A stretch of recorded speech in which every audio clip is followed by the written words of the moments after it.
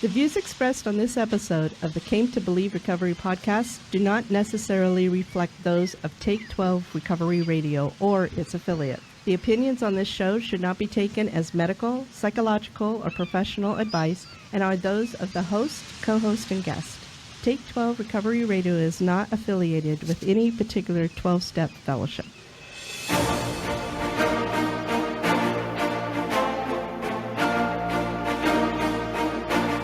Well, greetings, my friends. I am the Monty'man from Take 12 Recovery Radio, and this is the Came to Believe Recovery Podcast.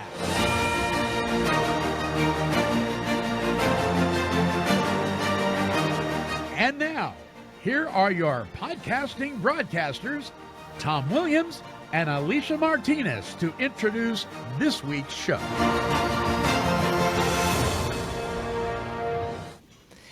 Hey, podcast listeners. This is Alicia Martinez with Came to Believe Recovery podcast from the West Coast. And I am joined with the East Coaster right there. Yeah, Tom Williams out here in New York City. And what a day in New York City, Alicia. I mean, what a day getting to New York City today. I want to hear all about it. Yeah. He was telling me a little bit about that before we came on. And we have our producer, Monty'man, who is also on the West Coast with me. He is in Oregon, and I'm in California. It is a beautiful day here. I am telling you, the garden fountains are flowing. The American flag on the patio is waving, and all the birds are singing on key. Aw, that's amazing. We have a doozy of a topic today. Might be a little controversial, but that's okay. We're going to go there, talking all about higher power. Uh-oh. So we just want you listeners to keep an open mind and keep listening, and you might learn a thing or two. But Tom, I want to hear, how was your mindset this morning? Well, for me, I left my condo in New Jersey, and I looked at the clock, and it was 6:58. And when I sat down at the desk in New York, it was 9:18. So Whoa. That's 2 hours and 18 minutes to get from home to the office. And I'm telling you, I was exhausted, guys. I'm just exhausted. Ouch. When I'm getting ready to start the day. Just beat up. I don't know how people do it every day. I do not do this every day to make this commute. But the train was packed, and boy, was I tested for patience and tolerance. And probably need to do a step 10 tonight on some stuff, tell you the truth. Because I don't know, I'm pretty loving and Were you rude to kind somebody? and... Say that again? You weren't spreading sunshine? I said, were you mean to somebody that you need to think about? Or just your internal no patience I was needs not to be the thought about? happy-go-lucky Tom on the train. I was grumpy and a little annoyed that the woman wanted to sit next to me on the train, and I had to move my bag on the ground. And I don't know that I need to make. I wouldn't know how to make direct amends to her, but I've got to do some acting. I mean, I just was not letting it look good on me today at all. I mean, I just was the grumpy guy that I usually try to cheer up when I'm on the trains today. It was a tough one. And then out into Penn Station, and the taxi didn't go right, and the traffic trying to get up here and all of that. Why do people do this? 2 hours of my day gone. It just doesn't seem efficient, guys. Anyway, that was the start to my day. Yikes. Well, but then that's just an example of what happens in the real world. And then you can think about that, and maybe next time you'll know that it could happen again, and you'll bring a book, or you'll do some work on the train, or you won't take the train. You'll work from home, or, sometimes we learn lessons from it, and sometimes we just don't feel it, and sometimes we do. And it's okay, right? There's grace for you. Yeah, it's Hallelujah. just and I would, I don't have to go to a meeting about it tonight. I don't need a meeting. I don't need to go. My sobriety is not at stake. I didn't feel like drinking. I didn't feel like, this is the beauty of when you get a handle on the program of the founders that we teach, that you live a life that's not an option.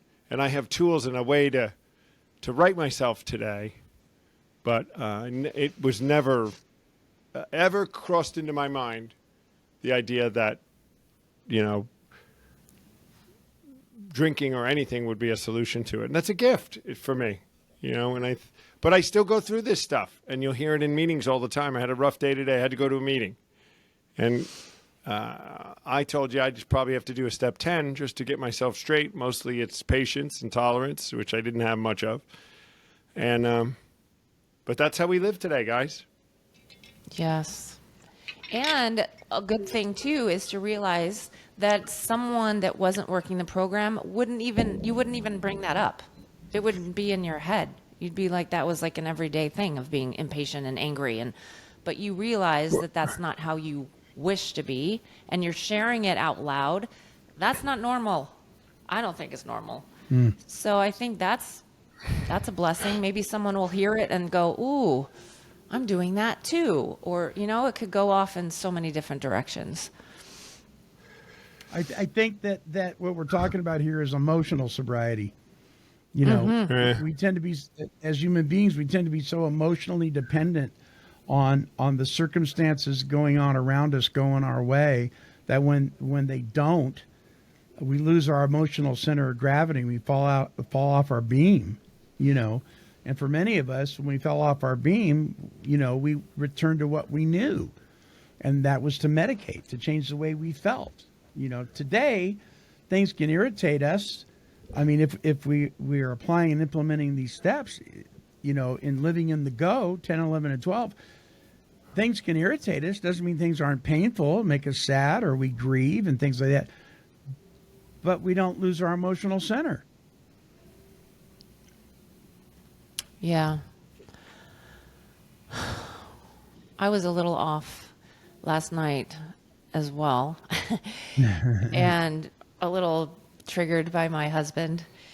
And sometimes I'm just all about it and loving, and it's okay. But last night I just did not have it. And if he doesn't feel well, he gets angry. And I get annoyed with that because I didn't do anything. And I know we've talked about it so many times after that he wants me to go to him when he's like that, and he wants a hug. And I know this as his wife of 10 years. But last night, I did not want to be any part of that. So I gently just got up and walked away and did laundry and did my thing and felt a little bad about it. But I don't think I owe him an amends. Maybe I do.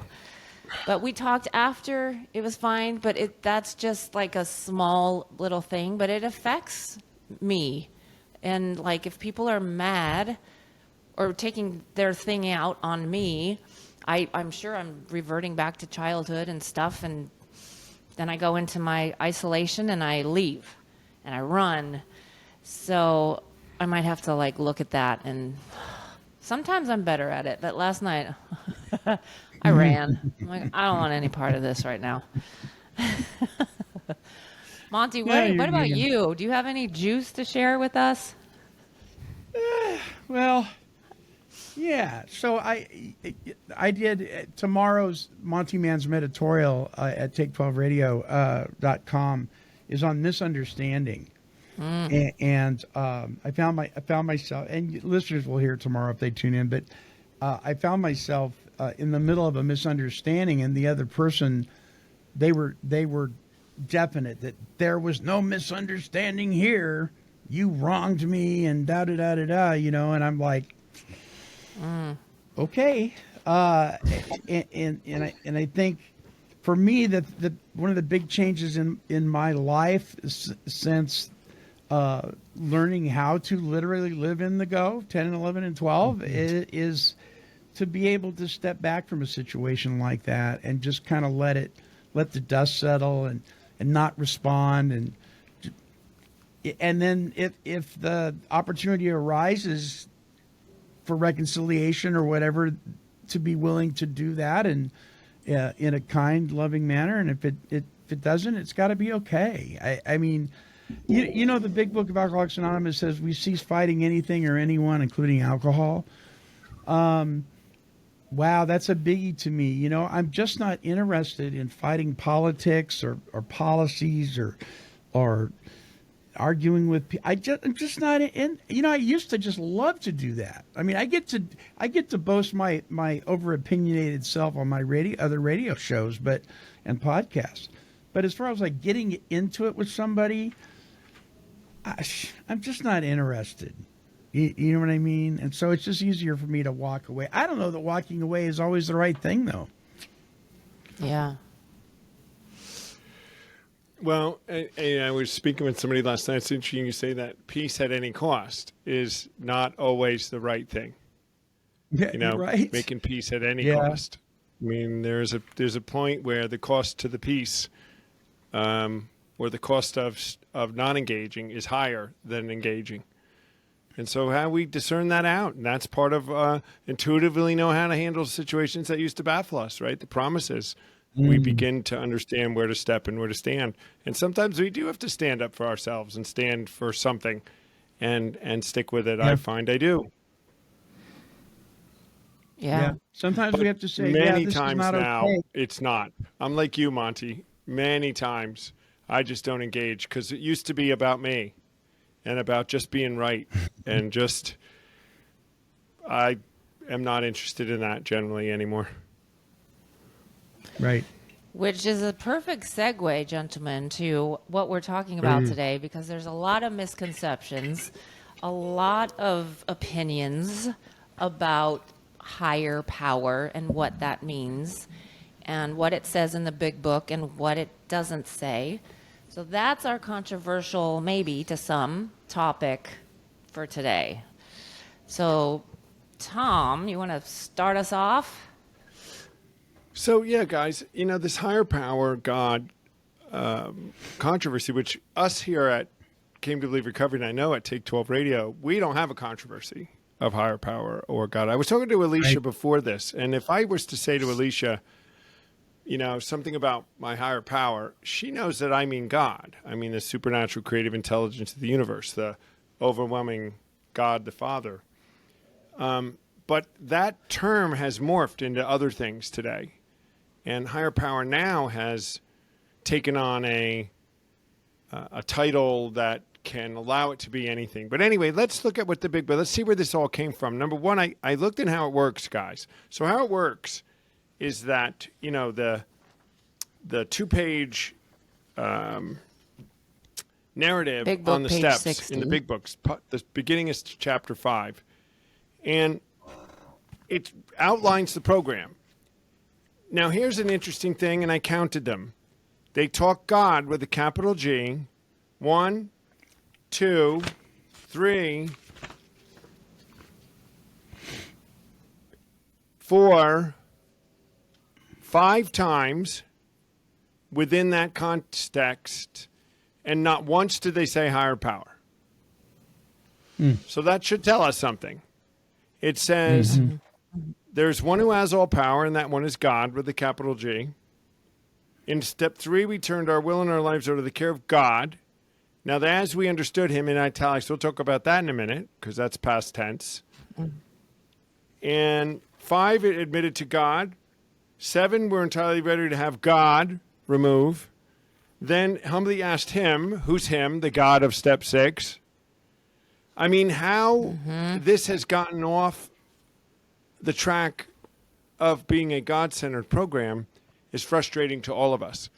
But it's really important for us who know the truth about the way that it was and the way that it worked the best to keep bringing it up, guys, to bring it back and to make people realize that they can do things. They can do something if they want to. There may be other ways to recover. There may be other ways to do it. But if you're going to do the steps, you can't do it without God. You just can't. It's right here in black and white. If you want to do it, yeah, like how the founders did it, right? But I'm sure there's people that would fight you and say, well, I'm an atheist and I got recovery. And you could say, how's that working for you? Or, I mean, they could be. Well, the deal of it is the rooms of recovery, whether it's NA, CA, AA, CR, whatever 12-step fellowship, pick your poison, the rooms of recovery are filled with people that are not alcoholics. They're not drug addicts. Wow. They may have abused drugs, they may have abused alcohol, but they're not certainly what the doctor's opinion would describe as an alcoholic or even an addict. They're not powerless. If given us, in the big book says, if given a sufficient reason, they can stop. So maybe it's time to grow up, or, I don't want to lose my job. I'm almost going to lose my job. I don't want to lose the little woman. I don't want, I'm alienating my family. It's time to knock this off. And then they knock it off. But they're still going to meetings. I'm glad they're going to meetings. That's great. But please don't be sponsoring my buddy over here that's a true alcoholic or a true drug addict, because you don't know what you're talking about. Because you're not powerless. So if I'm not powerless, why would I seek a power? I wouldn't. So I get it.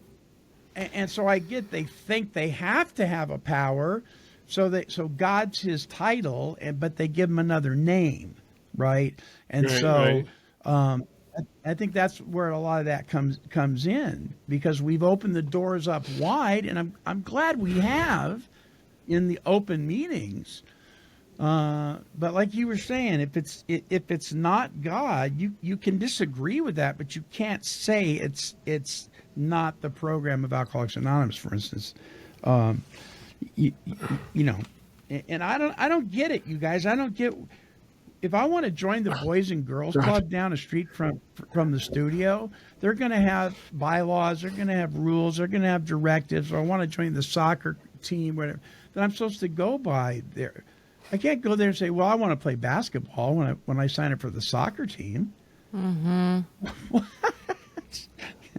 This is a we program. This is a God program, capital G.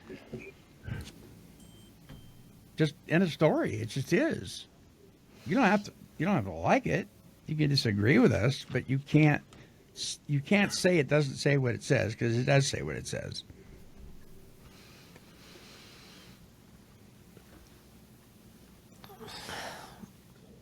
Long pause. I know. Yeah, and the problem is too, I guess, I don't know how I want to say this, but there's a power that we want to take, a living, breathing power, right, that they had. It says we need to have a power that solved our problems. So I think that in a lot of these rooms, it's an academic endeavor, if that makes sense to you guys, where they, it's part of what they do. You hear that, the spiritual part of the program, you'll hear the step part of the program. And there is no part that's spiritual. It's all spiritual. It's a God-centered thing. And so as soon as God is any way marginalized in not the director of the entire thing, now you have something different. And the results have shown. People find it's a different animal. And so it's more than just naming him and saying, okay, let's say the God versus higher power, because I love what you said, Monty. They might say God, but he actually has a different name or a different place in their life. And it's a place that they put it, conveniently, but they haven't really turned their will in their lives. Look what it says we're supposed to do. Turn their will and our lives over to the care of God. Admit to him. Ask him to take away the natures of our wrongs. We're giving him a lot of control and power here. And who is that God that's doing that? And he's the center. What does it say in the one? The absolute certainty that God is the central figure in our life, it says. I'm paraphrasing today. That's what they said back then with absolute certainty. They didn't say anything else. They said that there was a God, the absolute certainty that that conscious contact of God was the most important thing in their lives today. How many people would say that in the rooms? And I think, Monty, your point of, which we know is true, that half of the people in the rooms are not what the big book would call helpless and hopeless type of alcoholics, right? And they may not be driven to this place where life is so bad that they need to really even look at their powerlessness or come to that place where they could admit it, that they were powerless. They still think they have power at some level. So then God gets a part. Now I'm just talking conjecture here. So he gets a part. This higher power, they like that because that's a piece that they can pull in. But they never really surrender. And so they never really feel all the promises. They never really feel completely free. They're dependent upon meetings and people and that kind of stuff. And it's just something totally different than what they were doing back in the 1930s and 40s. Can you speak to the God as we understood him, past tense? Well, I mean, that's really so confusing to people, Monty. I'll say this at retreats. I say, how many people think that the big book says it's a God as you understand him and it can be your own conception? And that's the end. And 75% of the people will raise their hands. Alicia's there. They raise their hands. I said, it doesn't say that. It doesn't. It says, God as we understood him. What does that say to you? They're two separate things. So God as we understood him means they understood a God. That's what they did in past tense. They turned their will and their lives over the care to God as we understood him. So my sponsor said to me, we better find out who the God was that they understood. Great advice. And your own conception, which interesting is not your own concept, it's conception, is something that they found that they would allow or needed to start at provided certain conditions existed. In the big book, We Agnostics outlines this person who is violently anti-religious, has this terrible thing, and after they go through this list of things, they say, okay, if like you're that person, you can start with your own conception, provided it's a supernatural creative intelligence, provided it makes sense to you, and it was a start. So they meant the conception to be a start if you had to. It helped them. It even goes on in that part to say, it led us to the God we understood. So it references the same God that they found even in that part. So conception, if you need to, at the start, it's going to be inadequate. And so it's not going to be the answer or the solution. And once you do get to 3, the God that they understood, got to find out who that was, guys. And there's tons of evidence that it was the God of the Bible. Now, this is where we get into trouble, too, with this conception of the God of the Bible. Now it's Christian. Now you're going to hit me over the head with the Bible. Now I have to go on my knees. Now I have to pray. Now I have to, light candles and walk around. I don't know what people associate with religious practices. But huge biases will come, and that is something we really try hard to break through when we do it, when we present these principles at retreats. It's exactly why Clarence did that first meeting in Akron, was because the Catholics were going to have trouble with this.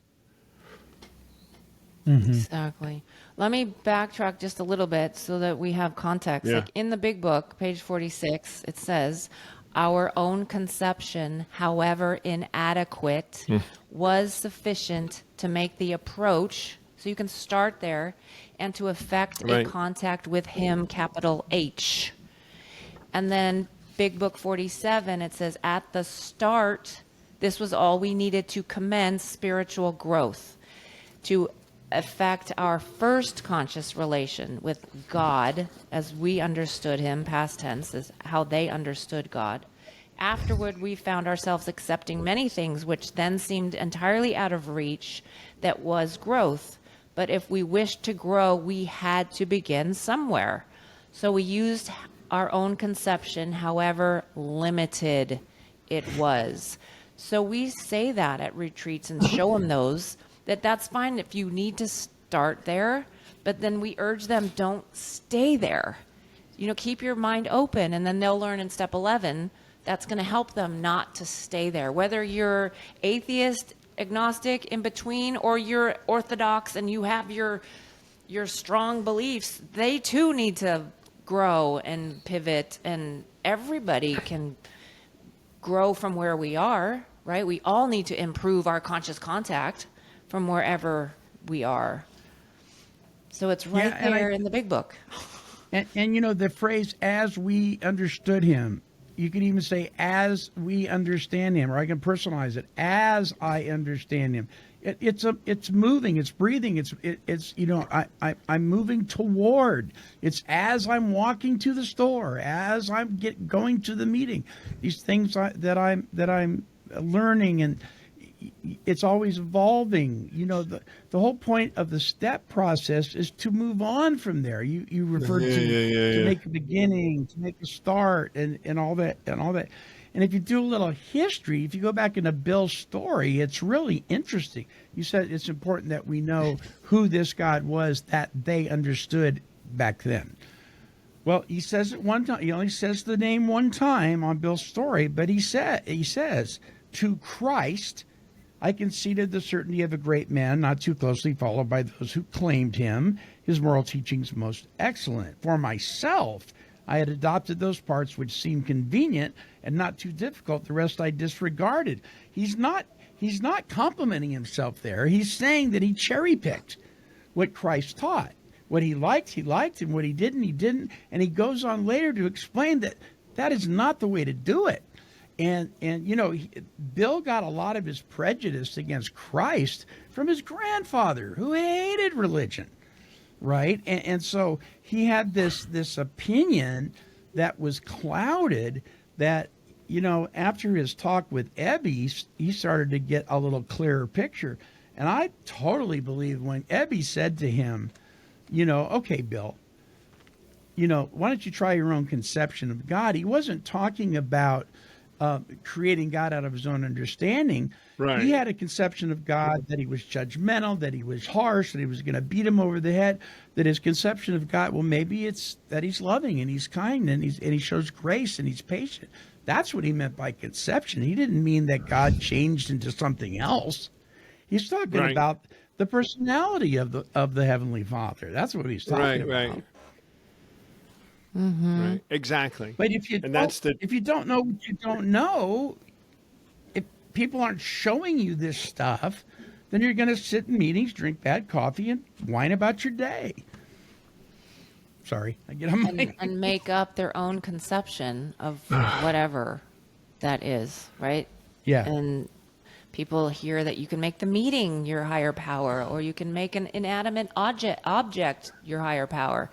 How is an inanimate object going to help you when you're sad and depressed and suffering? It's not going to do anything for you. Again, I suppose anything is better than you to make a beginning. But you know what I found? When I did that, when I created God out of my own understanding, I'm leaning on my own intellect again. I'm back to me being God. Yep.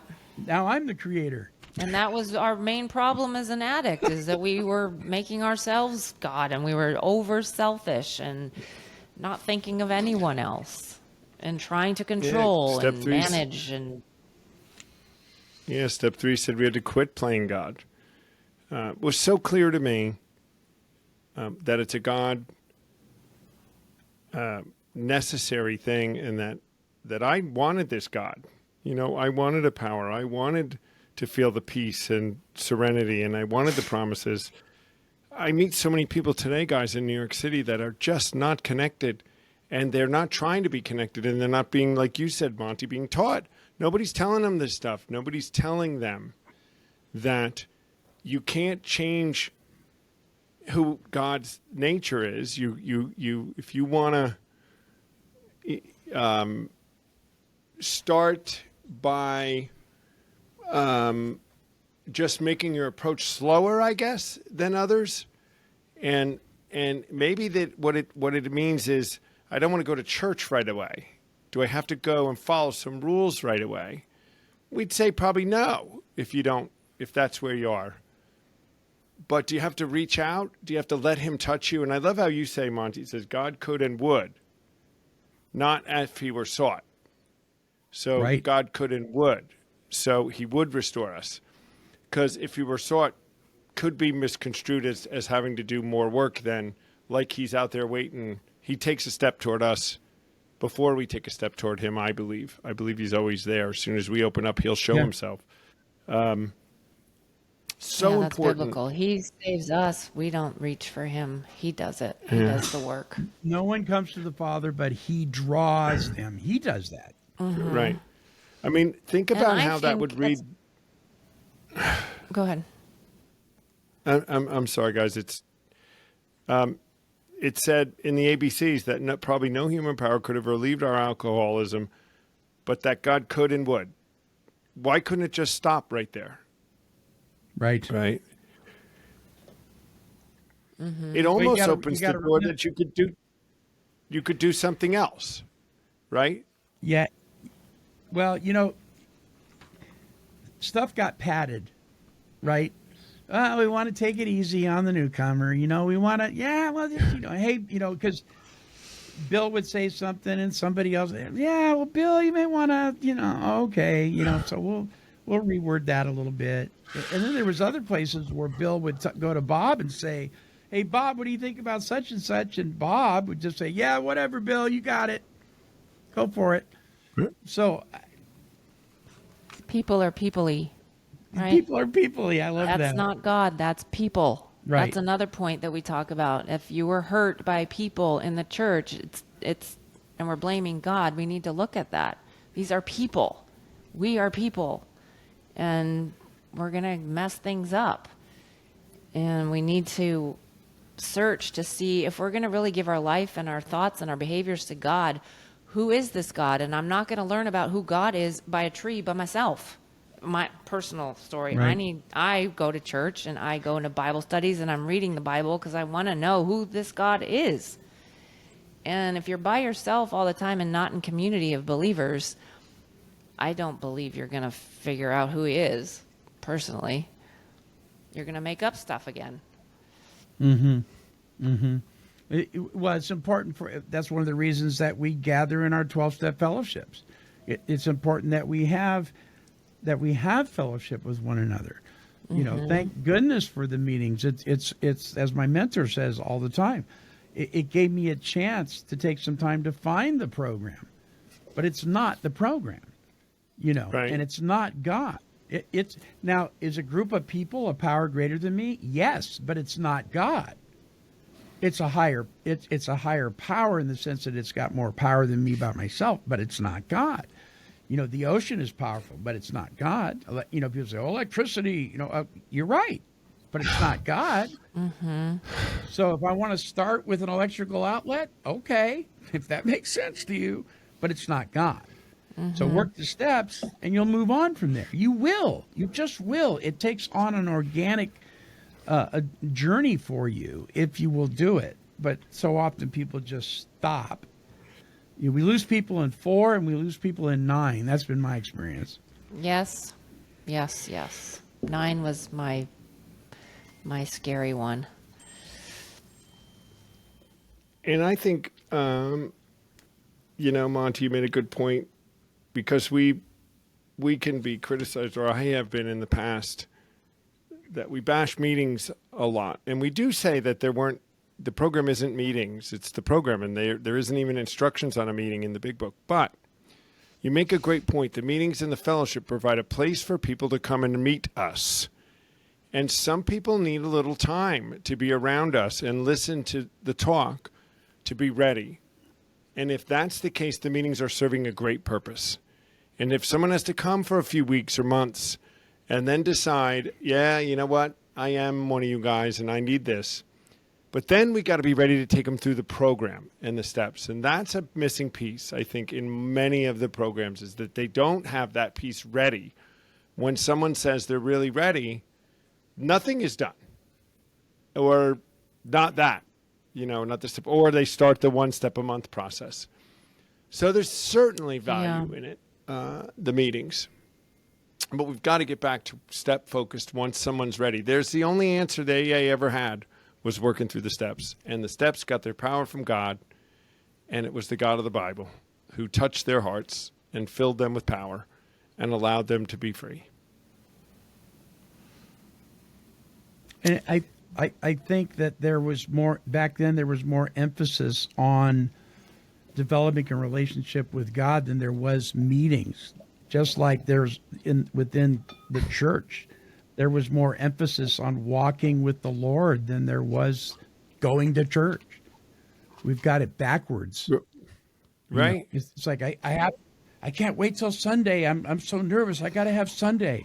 It's the same thing. I got to get to the meeting. I got to get to the meeting. Well, then you're church dependent, or you're meeting dependent, or you're step dependent, but you're not God dependent.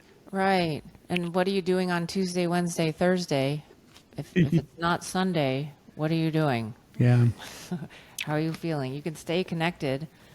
We need to stay connected all week, all day long. But let's touch on like the really controversial stuff of how we arrive at the God of the Bible from the big book. Because there's many references in there. Like Monty, you were saying Christ. And then there's where Bill Wilson says, the Lord has been so wonderful to me, curing me of this terrible disease. And in the older edition, right, is where Jesus in the Gethsemane is referenced, but they took that out, right, Tom? They took that out, yeah. Page 216, 217, Algie's story. Yeah. Which clearly states, Bill pointed to Right. Gethsemane as that was the power. Dr. Bob, right, from Dr. Bob and the Good Old Timers, was convinced that the answer to their problems was in the good book. This is all just historical facts. These are things that were said. These are evidence of what was actually being done. I know it pisses some people off. I've heard people say to me then, Monty, and have you ever heard this? Well, it's interesting your way of doing it. And I'm always like, our way of doing it, It's like, it's not, there are versions. it's the way they did it. Yeah. Yeah, I've heard that. Look it. The truth is the truth. There are not different versions of the truth. Right. They're just not. You have your truth and I have my truth, right? The truth is the truth. Yeah. Yeah. Right. Well, so if I go out and slash your tire, don't get mad at me. It's my reality, man. It's my truth. Right. So Dr. Bob, the guy who was considered the co-founder of this program, says that the absolute essential parts were the Sermon on the Mount, the 13th chapter of 1 Corinthians, and the book of James. Yes. It doesn't get any clearer Which than is that. the Bible. It was Yes. out of the Bible. That's where the power, that's where their principles came from. That's where this whole thing came from. It's not, in my book, up for debate. It shouldn't be up for debate. This is what they did. And this was where it all came from. Now, whether you like it or not, that's a different story. And whether you want to do it or not, that's a choice. But to come into AA and say there's a different version, I'm going to change it. It's just like I say at retreats. It's like baseball. If you want to play baseball, you got to use the rule book of baseball. It's played one way. If you sit in the parking lot, I was telling Alicia, if you go to a baseball game and say we're going to play baseball and sit in the parking lot, well, you're not going to win a game. You're not going to score any runs. You're not going to get the benefit of it, the fun of it, because you're not actually playing. And that's what some AA meetings are. It's like sitting in the parking lot. And other ones want to play baseball without bases, or they want to play with a football, or they want to play without a bat. And they want to change it around. And then they also wonder why they're not having the success that they're having. But I always say this. You always do have the choice to play or not to play. But if you're going to play, here's the way it was done. Yeah, Why not did we try lose it? him? Why not try it the way they did it? Right? I mean, read the promises in step 9 and 10. We say this at retreats. Is that not the life you wanted? Read this. How would you not want this if this was the definition of your life? 9-step and 10-step promises, what's the big protest, right? Baffling to me. And some do, Monty and Alicia, they just do. It's like, you don't want that? I know. Well, no. It's really, really just Well, baffling. that's like in step 2, right, where the dilemma, the crossroads of, do you want to die an alcoholic death, or do you want a spiritual life? The addict is like, I think I want the alcoholic death. And it's ridiculous, right? But we've all been there. Yeah. And we're still doing it, and to a certain extent. That's why we have to continue to grow in our walk with God. Yeah. And I love the part where, because I didn't know when I went to AA that first things first came from here. It says, Clarence asked Dr. Bob, what's all this first things first? And Dr. Bob would be ready with the appropriate quotation, seek ye first the kingdom of God and his righteousness, and all these things shall be added unto you. And I bet more than half of the people in their rooms do not know that that is a Bible verse.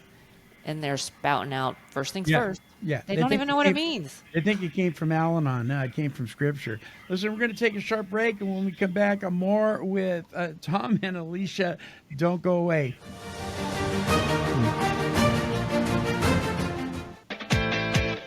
Hey, come on and have some fun with me. I'm the Monty'man, and I am the co-host of Walking Through the Language of the Heart, a workshop that we are currently broadcasting here at Take 12 Recovery Radio, which includes AA co-founder Bill W.'s writings in the grapevine from 1944 to 1970.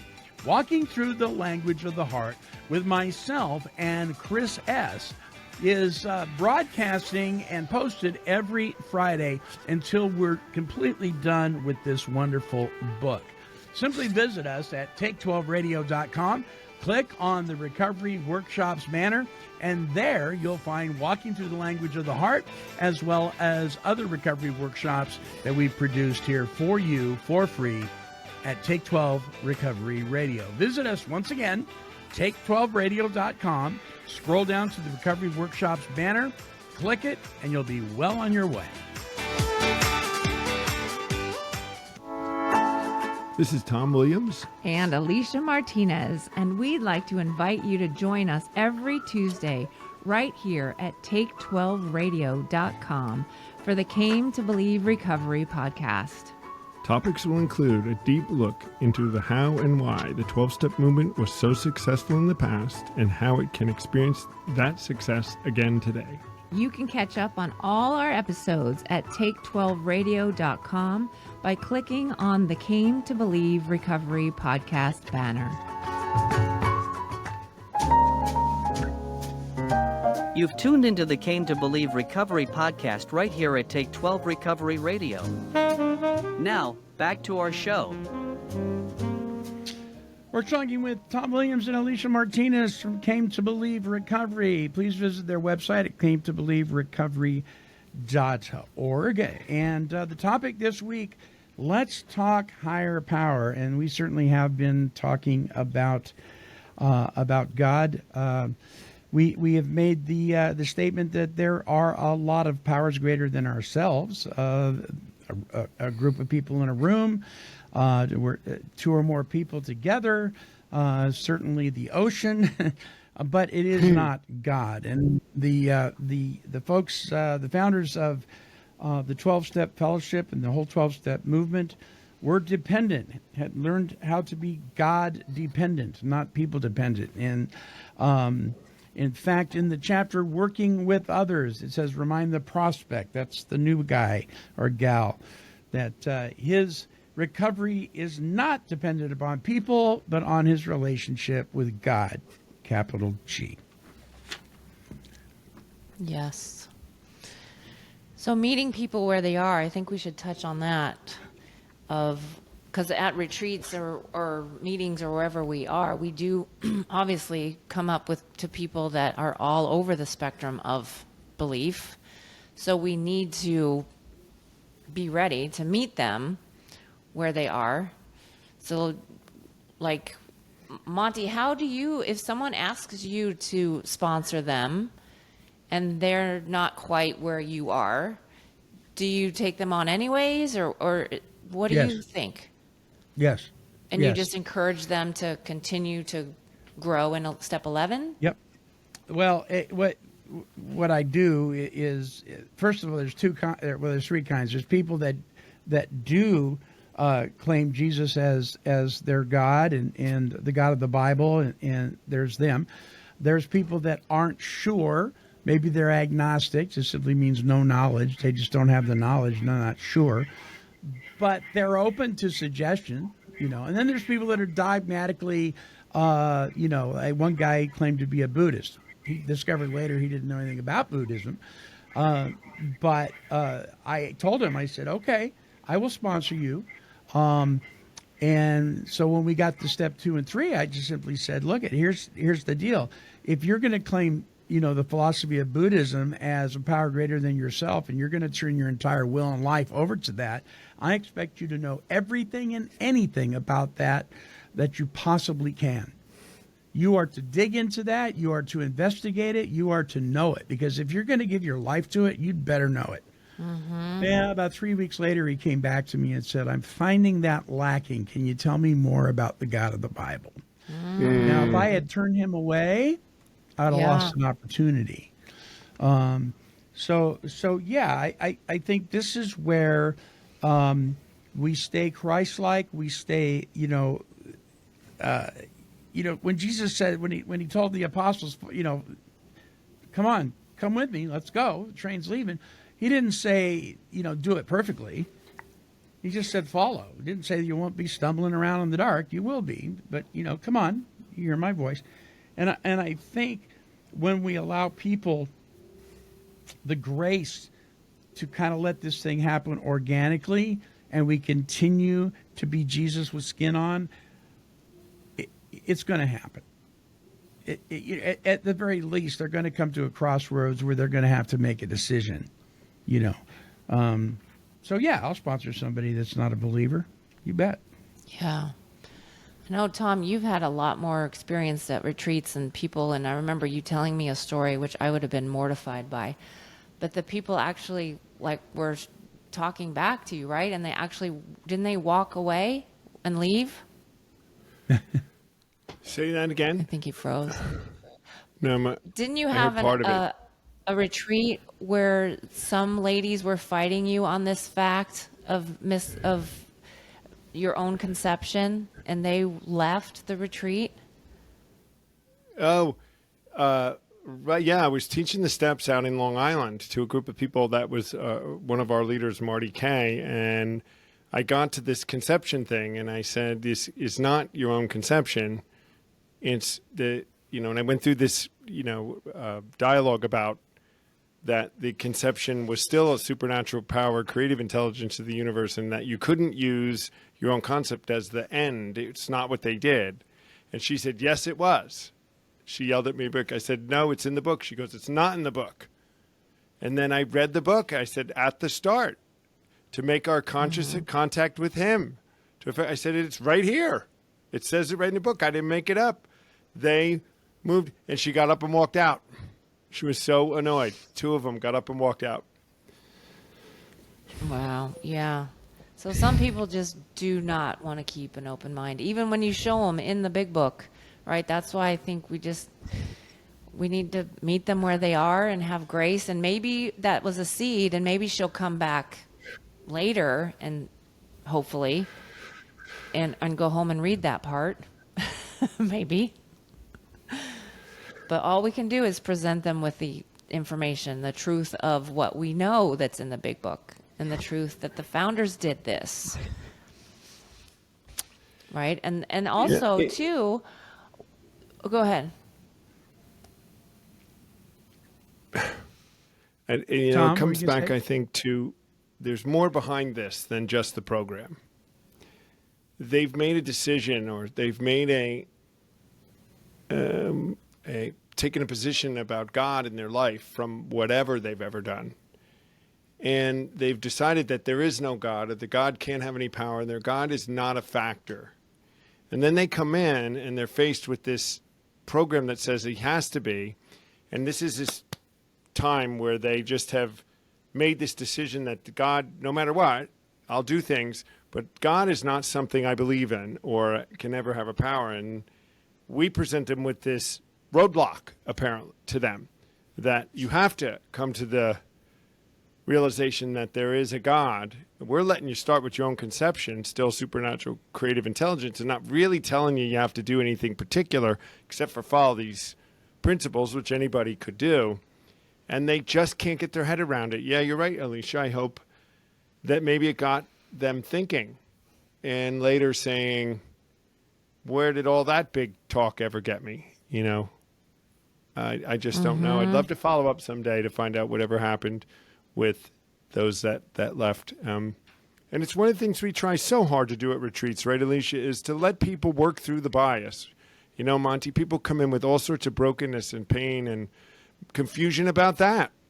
And they have religion all mixed up in spirituality and God, and they have him titled away, and they've been trained their whole lives to think a certain thing, and they've had all sorts of experiences that they attribute to God or not God. And then we're coming in, and we got to try to work. People have a lot to work through, especially these addicts that come in. The brokenness is profound. And it's been one of our, what you would call our secret sauce, is we get people to wipe that slate clean, or at least put it aside for a moment and get to a place where you say, what if? And let's try to make a connection outside of all that stuff that you hasn't done you any good. And we see a lot of breakthrough, and then we bring them along. And this is the meeting them where they're at. We let them start there. And it's some wonderful stuff when we see some transformations that you just can't even believe, right, Alicia? Yes. I have a question for you guys. You know, I've heard it said over the years by some great folks in the meetings. Things like, well, if I had seen God on the wall, I wouldn't have stayed. And yet God was on the wall and they stayed. Right. You know, if I thought I was joining a religious order, I wouldn't have stayed. If there was so much God talk, I wouldn't have stayed, and so forth. But you know what? I've also met people that have said, and I was one of these people, when I got here, I was so grateful that God was in those steps. I was so grateful that Bill talked about Christ. I was so grateful to hear that we were talking about the creator of the universe. If I had heard anything else, I would have left. What about those folks? You know, we hear people say, you know, I mean, I like the fact that people are human and they can use profanity in the meeting and nobody corrects them. Well, you know what? I don't want to hear it. We don't talk about the folks who don't want to hear it, you know, and that's a whole nother show. But Right. What I'm saying is, there's this group of people that's always left out. We assume that it's always the dregs of society that come in here and they're anti-God, and we got to be sensitive to them, and they're anti-religion and they're anti-spirituality, and they don't want to talk about prayer and all. The truth is, I think most people deep down want to. I think we're mistaken. I think they want to talk about that stuff. I love it, Monty. I wonder. I think so too. It was a freedom to me to know it was God. I just had to get the coaching into having a relationship and getting him alive in me. But I liked the God part when I came in. I surrendered to it quickly. But then we have those people too at retreats. I've seen a couple that are so God and dogmatic about the rules and their things that they get in their own way. And they're upset because we're not worshiping and saying hallelujah, Jesus in step 1. We wait till step 2.5, and they're mad at us for that. And it's the same stuff, just on different sides of the spectrum. And we're trying to meet them and show them it's God. But yeah, some of them get really, really upset with how we're teaching it and how we're presenting it. And you have to say Jesus. And Like, we will, but if we do that now, they might run away. So give us some slack, right? And pastors, they're really hard to communicate about all this stuff. When people start talking like that, I think to myself, oh boy, because I know what's coming. And I feel for them. I feel for the room. I just like, oh, this is not going to be good. Mm-hmm. Even though, I mean, we believe in the same God as them, but they just don't see it. They're not keeping their minds open, and they're not seeing that they can be doing damage to these people, and they're shutting the door. Yeah. So I think we hit all of it, didn't we? Is there anything else that we need to cover? Tom? Well, I just make that last, not plea out to everybody listening, but, we'd love to hear your comments. If you want to write in, Take 12 Radio, Came to Believe Recovery Podcast, and we'd love to talk to you if you have a big problem with it or a big point of view. And maybe we're going to have some guests on here as time goes on. We want to hear what you have to say. We want to hear your experience with all this. We really do. But we do want to come through and clearly state what the facts were. And we're just going around the country doing this. And the God's all over this program. He was the God of the Bible. And it worked.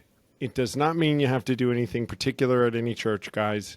And come to see us. And it also doesn't mean you have to quit your church. That's another really good point, Monty and Alicia, that people think they're going to have to give up the religious or belief system they had or their method of worship. And that's not necessarily true, that they have to stop what they were doing. And we need to make that really clear, too. You're Catholic, or Presbyterian, Protestant, Methodist. If you get connected and these steps work and you follow and go and worship in that venue, and that's where God leads you, good for you. Yeah. Yeah. They can just strengthen their belief and things if they're coming from both sides, I believe. They can go even deeper and help other addicts that are in the church that won't admit it because they're in the church and they can't say anything about it. And if they were actually reading the Bible, then they would be doing step 3, and maybe they're missing some things that we can help them on this side. So both sides can help each other. Right? Yeah, there's they're even not reference... doing the steps. They believe in God, but they're still addicted. So what's up with that? There's reference in the Big Book that some even return to the faiths of their youth. I mean, right? Yeah, you bet. Yeah. Well, you guys, the next week, the topic is going to be: we wish everyone would do the steps. Yes. I wish everybody, even non-addicts, would do the steps. Oh, tell me about it. Right.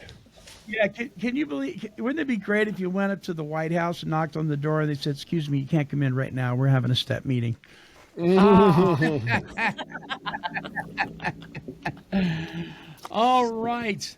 Well, our closing song this week is by Gracie Vandiver, and it is very appropriately titled "A Trail of Light." Tom, thank you. Alicia, thank you so much for another episode of the Came to Believe Recovery Podcast.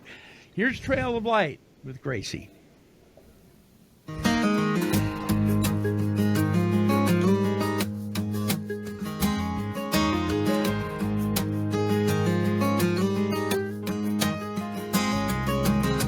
Some days are really hard to get through. One day at a time seems way too long. When I can't see God's hand at work, and I forget my own self-worth, and I don't feel like I belong. That's when I need some extra comfort from someone who has walked in my shoes, reminding me that this will pass, and though it hurts, it doesn't last. They take me by my hand and pull me through.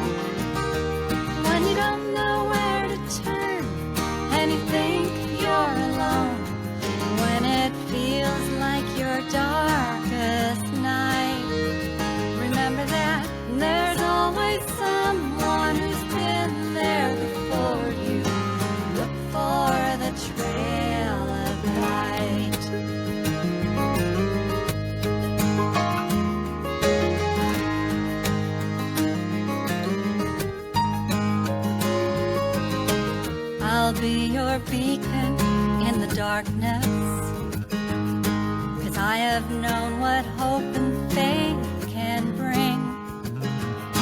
I'll like the way for you to see, like others did in front of me. Together we can walk through anything. When you don't know where to turn and you think you're alone, when it feels like your darkest night, remember that there's always someone who's been there before you. Look for the trail of light. And although it may seem hard to believe, one day you will be the one to shine a light for someone else to see. When you don't know where to turn and you think you're alone, when it feels like your darkest night, remember that there's always someone who's been there before you. Look for the trail of light. Yeah, just look for the trail of light.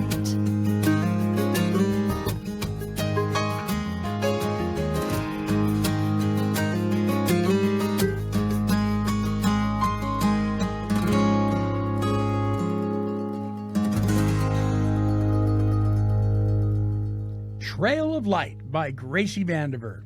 Wow. Hey, listen, this could be a controversial topic, higher powered, in many circles. It need not be, though. Listen, if you're like me and your own intellect got you into trouble, you may want to consider a power greater than yourself. Now, listen, he loves you, he cares for you, and he likes you. It's something to think about. Came to Believe Recovery strives to create and promote opportunities for life-changing spiritual experiences for individuals and families suffering from all forms of addiction. For more information, help, and support, visit cametobelieverecovery.org. I'd like to thank you for allowing me to be your host on this episode of the Came to Believe Recovery podcast. And I would encourage you to like, bookmark, and subscribe to this show. When you do, you will join the Take 12 Recovery Radio family and will be notified of all of our recovery-focused shows throughout the week. Until our next broadcast, when we provide the essential spiritual tools needed to thrive by sharing our experience, our strength, and our hope through our stories of how we came to believe. This has been a production of Take 12 Recovery Radio. Yeah, kitty, kitty, kitty. Meow. Woof, woof. This has been a Chicken and a Pig production.